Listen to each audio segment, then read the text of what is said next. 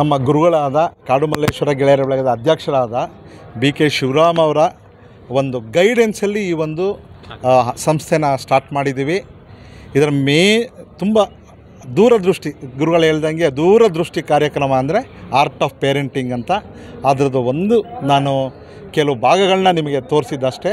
But in the future ಅದನ್ನು ದೊಡ್ಡದಾಗಿ ಬೆಳೆಸಬೇಕು. ಇವತ್ತಿನ ದಿನ ಪೋಷಕರಿಗೆ ಏನು ಬೇಕು, ಇವತ್ತು ಸ್ಟೂಡೆಂಟ್ಸ್ಗಾದರೆ ಸ್ಕೂಲಲ್ಲಿ ಹೇಳ್ಕೊಡ್ತಾರೆ. ಪೋಷಕರಿಗೆ ತಿದ್ದಿ ಬದ್ದಿ ಹೇಳಬೇಕು ಅಂದರೆ ಅಜ್ಜ ಅಜ್ಜಿ ಇಲ್ಲ.